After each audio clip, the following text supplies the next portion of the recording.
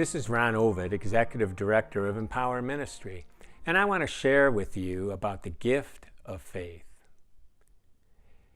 In 1 Corinthians 12:9, it says, "And unto another God gives faith by the same Spirit."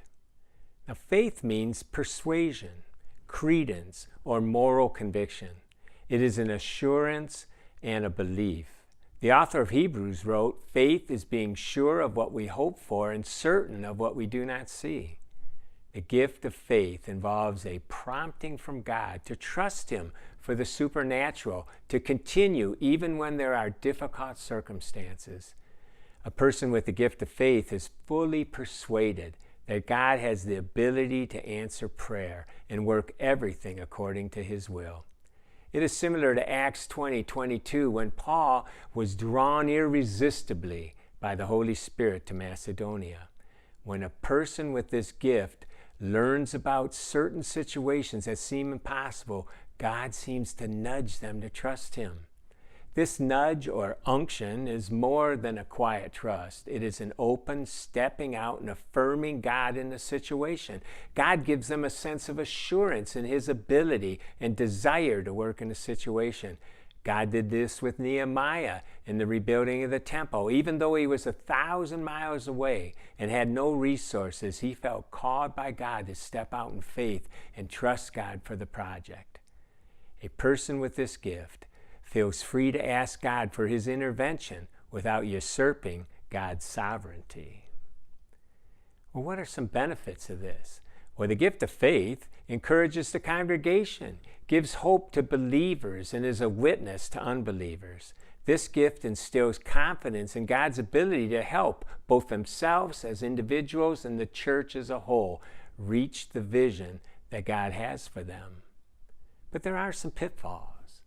There is a danger in becoming despondent, depressed, or angry when answers don't go our way.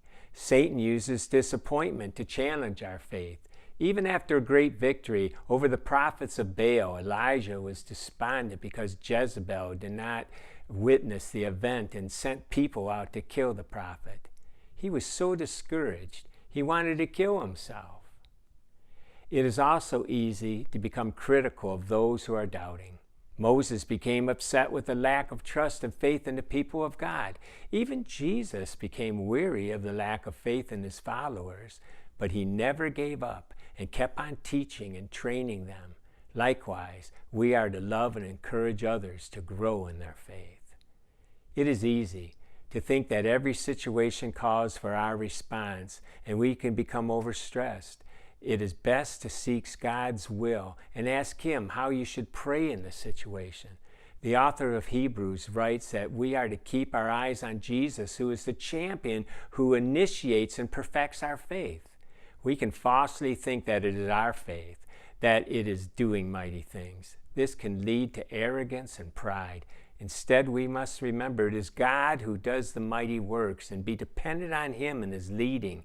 It is God who answers prayer, and He must get the glory.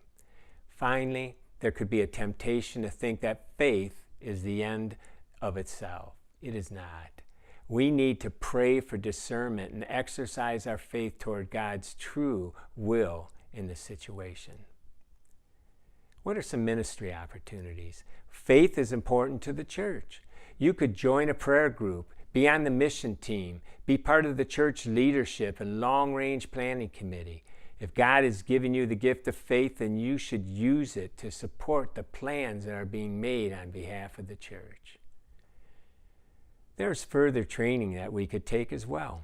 We could be keeping a prayer journal. This will encourage and inspire your faith. You could read biographies of other men and women of God who exercised great faith. Pray with others who have the gift and encouragement and encourage each other. Keep a strong devotional life and study the scriptures. Make sure to keep open communication with God and seek His wisdom on how to pray in every situation. This is an exciting gift, and I trust that God will guide you and mature you in this gift of faith as you seek to serve Him.